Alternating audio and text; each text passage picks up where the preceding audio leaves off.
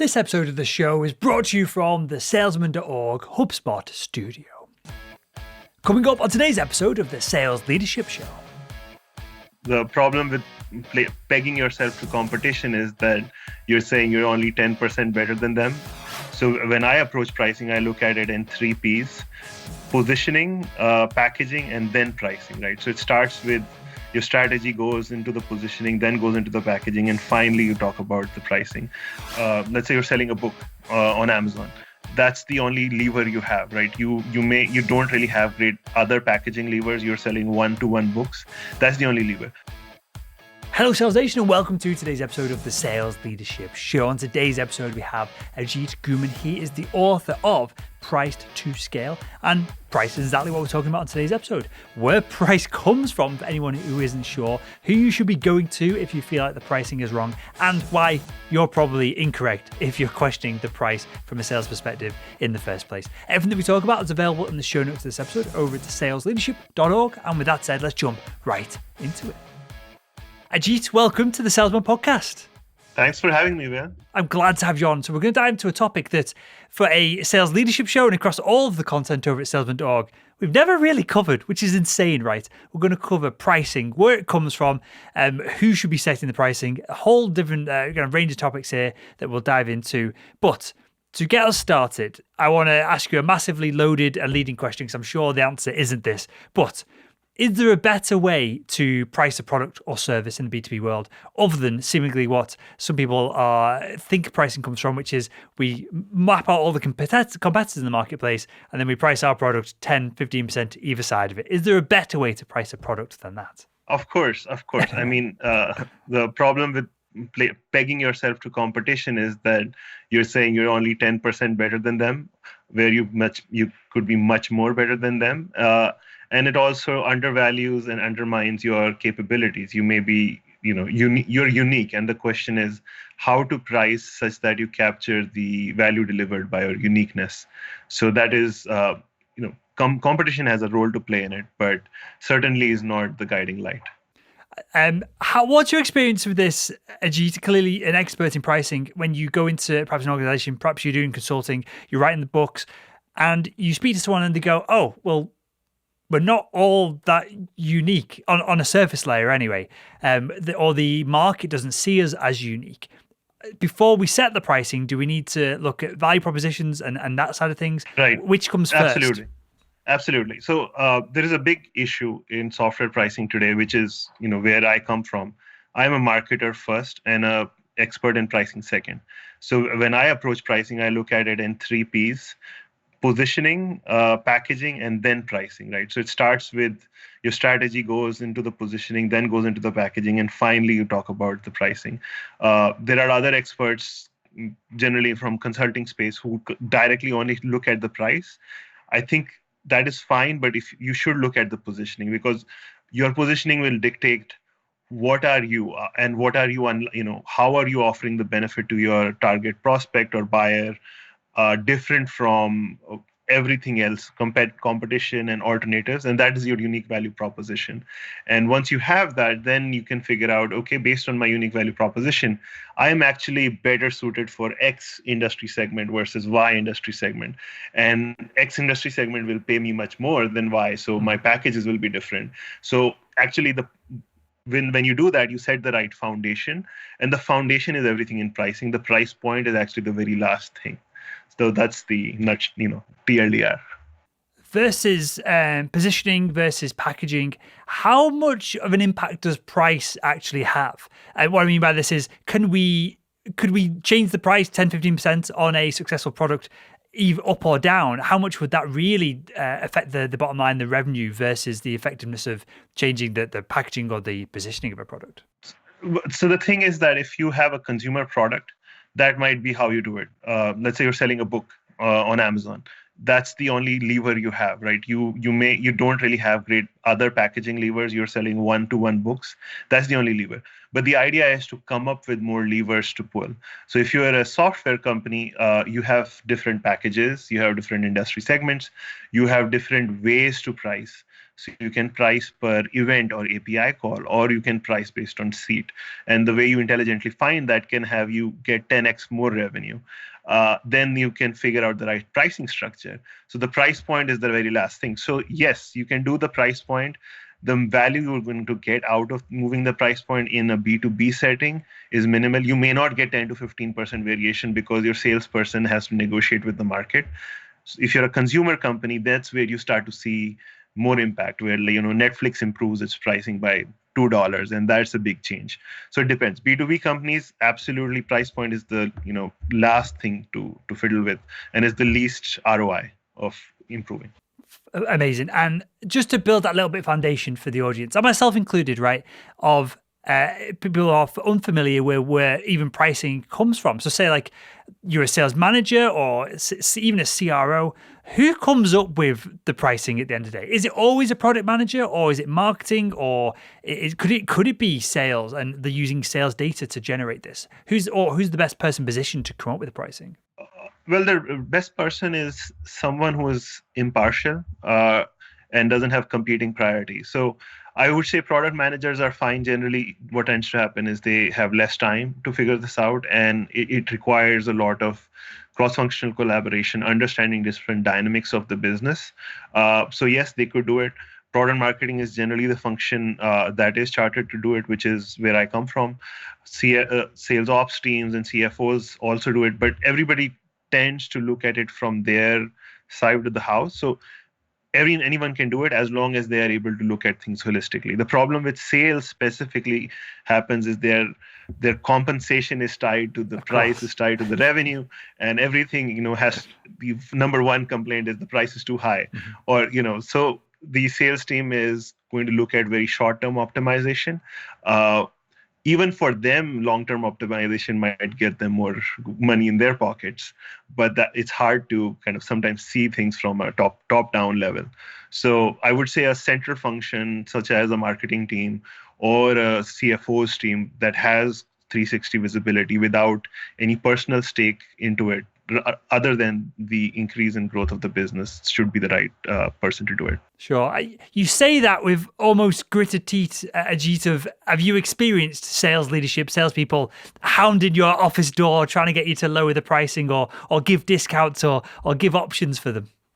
Right. And that's I call it a feature, not a bug.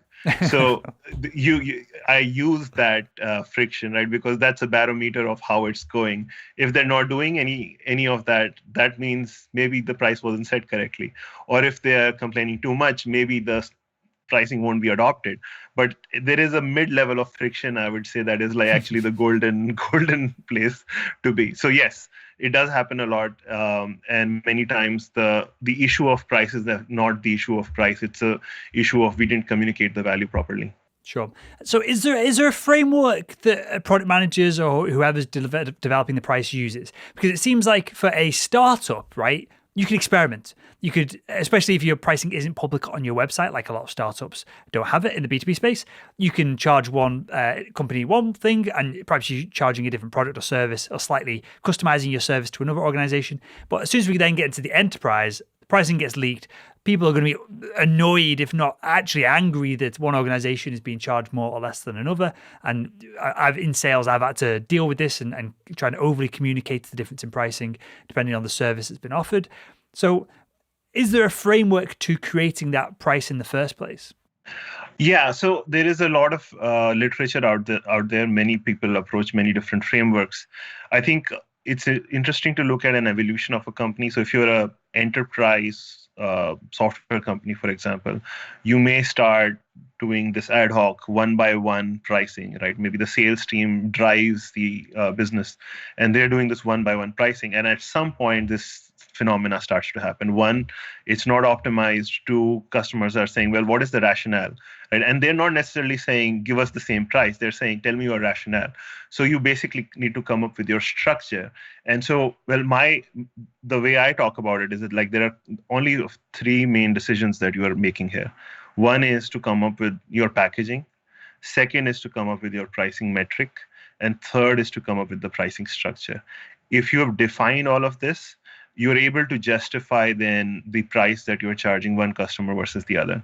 So packaging could mean, hey, there is a pro plan, there is an elite plan. And the pro plan is for SMB customers, and elite plan has everything that enterprises need.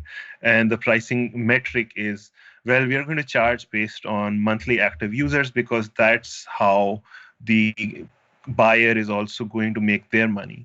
And they're going to be comfortable with that sort of metric because it aligns with the growth of their business. And then finally, there's the price structure and how we recapture revenue. Is it a linear model, two-part tariffs, and so on? Once we have that, I think most often customers say, well, why am I on this price? Well, we say, well, you have more capabilities, so we put you on this plan. And, as a result, and, you agree that this is the right pricing metric to use, and this is the agreement we had in the contract. So some other company will have roughly the same metric, roughly the same structure, but may be on a different package. So it's easy to compare and then justify why the price was different. How does Sorry, go ahead. No, I think the last point I was only trying to make is once you have that, that's where you move from being one by one pricing and that taking time in sales deal to just being plug and play. Now you have your pricing calculator, your sheets or whatever, and you still don't have to publish it on the website, but then you can accelerate sales much faster, right? Because the process the time that you were spending in all of this debate and discussion one-to-one for every customer, now you've kind of automated it and you're just trying to close as many deals quicker as possible. So that's the benefit. And you kind of touched on it then of whether this goes on a website, whether this is done via a salesperson, business development rep, or whatever it is.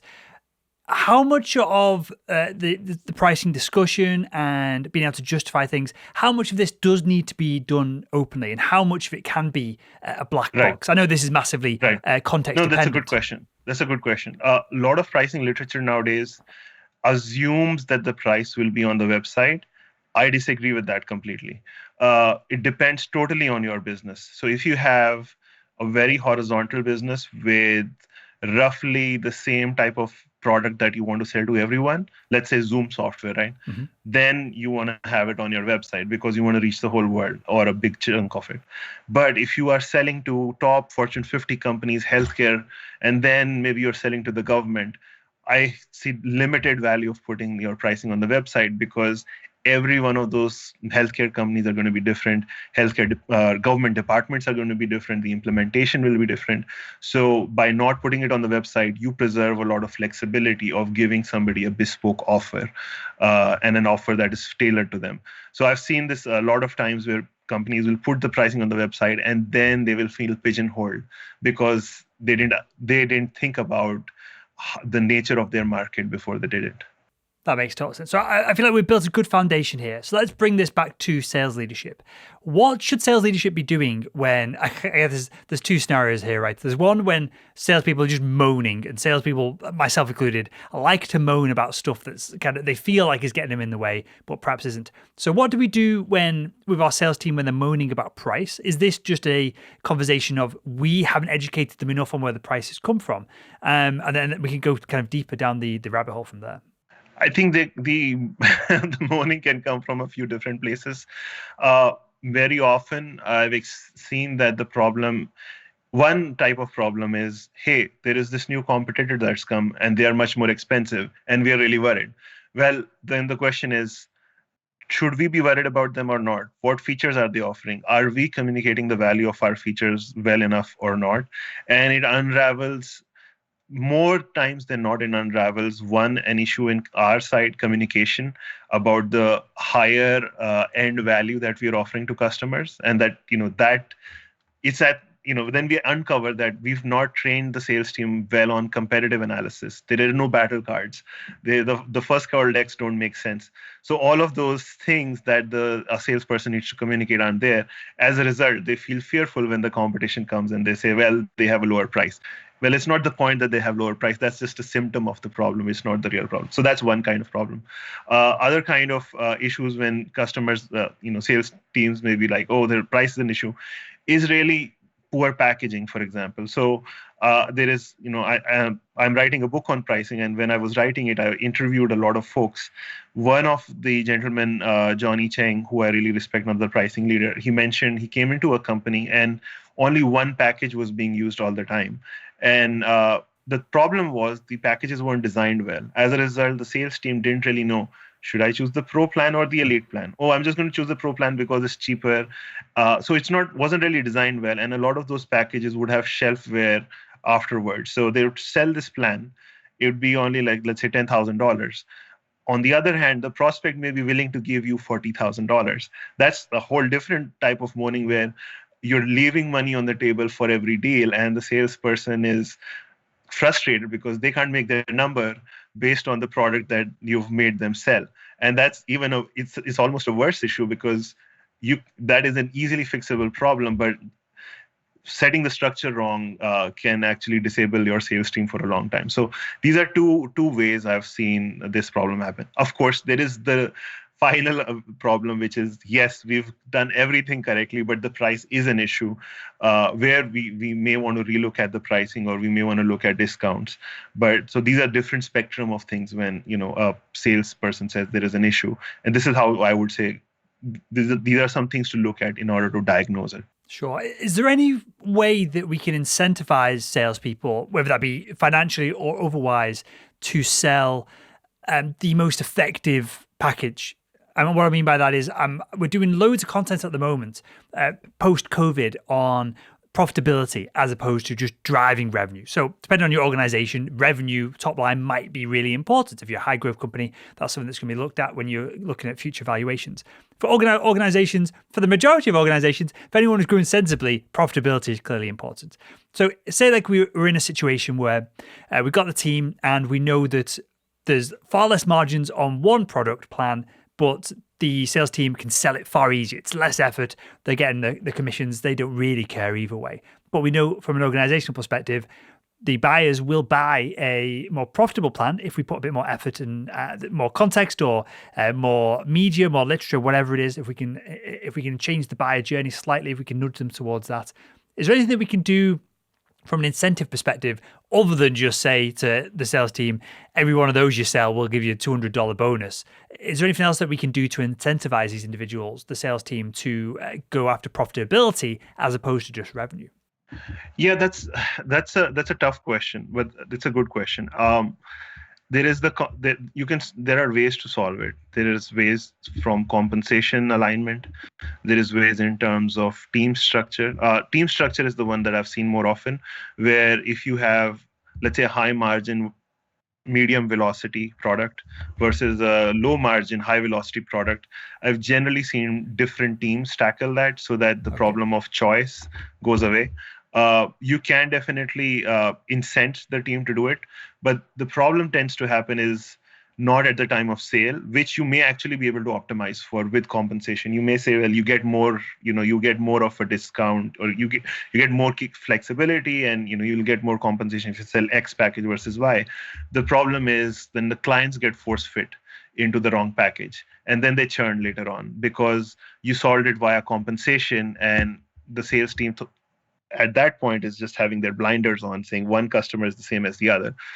So the team structure, bifurcating teams and having different people look at different portions is a little easier because they can still make their quota, but they're defined on, you go after small companies, you go after big companies, and that's how the plans align. So that's, at least in my experience, that's how I've seen it. I'm sure there are more approaches to that though. Yeah, that makes total sense. Okay, so you alluded to it there, Ajit, this idea of churn, which is becoming more and more prevalent, not just in software sales or in SaaS sales. My background in medical devices, as I left the organization, we were slowly transitioning from capital sales into service sales. I can't remember they had some kind of acronym that they were trying to push at the time. But rather than paying for all your cameras and endoscopes and operating room stuff up front, you'd pay for it as a managed service over 10 years, which obviously adds up to way more than just that one capital outlay. So all marketplaces are moving towards this, 9 times out of 10. How do we incentivize? How do we retrain? How do we get salespeople on board to look at not just the sales revenue and profitability now, but of that customer in 5 years. And I'll throw the caveat in there of when salespeople turn over jobs on average every 2 years. So that literally they're not concerned of 5 years into the future because they don't think they're going to be in the job for that long. How do we manage this? First of all, let me recognize that this is a big problem. And I agree with you about the problem. I run the pricing channel at a community called Revenue Collective. So it's a place for all sales. It's actually a community for sales leadership. And this is just a question I saw yesterday, where they're like, well, we sell these SaaS products. They are at a slow entry level, right? 10,000, 20,000. And these become big accounts. Yet, our compensation is not aligned to it. I think that this is an issue in the industry today. I'm not anyone to say that I have the solutions, but I am. I think the solution lies in the problem, and the problem that I see is that in terms of renewals drive expansions, and many times. The role of the customer success team and the role of the sales team and the contribution of these teams in terms of growing that account, it can't be undefined. That's the only first thing I will say. Like, you have to define what is the contribution the first dollar in is actually bringing into the company versus the growth. Whatever the number and however you distribute it, that is fine. But at least that's an agreement that's come upon. In many companies, there is no definition for the, who brought in most of the money. And that creates not just problem of churn, but that creates frustration with the sales team. And, they feel like their incentives are misaligned. And it also creates this challenge of, in this new model, it's about the relevancy of sales teams, right? And so there's, higher leadership is having a debate about, well, if we can get away with it, we'll get away with it. So it really has to then talk about the value of the sales team as a more consultative, collaborative function. And so it puts into question not just questions of compensation, but it puts into question how the sales team is building longer term relationships. So it may be even a team configuration and skill set question if you really look at it from a longer term. How do you feel? I know we're talking about pricing here, but let's just throw it kind of side topic for a second, Ajit. How do you feel sales is going to change from everything we're discussing here, with pretty much every industry moving to this software or SaaS as a monthly model? Do you think sales is going to become less important? Will sales just become customer success eventually if we can get enough marketing collateral up front to get people into these deals? How do you think sales is going to change? I think the one place where I predict sales to change without having to rescale and become a pseudo customer success manager is really in the place of seeing how customers succeed. So a healthy way where I see sales changing is when they bring in a customer, they follow that customer as well, and they're able to join and assess the performance of that customer's improvement with your company's product, and join the CSM, let's say, in the quarterly business review and so on, and are able to be, again, the consultant at all times. You don't have to be the person implementing the software for them, but you have to be the consultant and trusted partner throughout the relationship, saying, well, you have done a good job, Mr. Customer, of doing this. This has impacted your business, but I feel here is where you can do a little more to get the ROI from our product, right? So as long as you can follow the customer and are able to be that consultant, that is automatically then going to bring in expansions. And the problem is that's one place. That's how SaaS companies or service companies, subscription companies, all of them are the same pricing model now. It's subscription revenue. That's how subscription companies are growing in terms of valuation and revenue. It's through these expansion motions. So as much as sales is able to do that structurally, it's going to be a win for the company. It's going to be a win for the salesperson and for the customer. So I feel like it's the only change that has to happen is consulting, selling at the front end, and then going away to being able to follow the customer and keep consulting them and be the trusted partner at their journey in the company's life cycle. You make a great point here, and we'll wrap up with this, Ajit. Because I think this is valuable for the audience as well if they're going through this transition. Like I did, I went from selling capital products into just all of a sudden we're getting 20 grand bonuses for selling a managed service. And we're all going, well, I can make 100 grand if I just carry on doing what I'm doing. And in my world back then, it wasn't communicated very effectively, the reason why we wanted to move to a managed service. So you mentioned company valuation there. For someone who is perhaps battling with a product marketer, or the not, I want to say dinosaur, but they are behind the times with some of this movement and they don't really want to implement it themselves. Why do we want to move to this monthly subscription model? What is the benefits for the organization? What's the benefits for profitability? Why is everyone moving to this space? So in general, there are a couple of companies that do a really great job analyzing this new way of doing things. So Zuora is a company, they publish the Subscription Economy Index. I look at their stats a lot. So one of the stats that jump out is when the pandemic started last year, every other industry, S&P 500 drew down 10% in revenues. Subscription companies still grew 12 to 14%. That's consistent. Even industries that are low margin industries become high margin industries with subscription revenue. So it is a great way of actually creating loyalty from customers because it's based on this retention model and it's aligned to their incentive, right? It doesn't force them to spend a lot initially, and then it keeps them going with this retention model and expansion motion. And company after company, you have to see the valuation at which companies are going public today.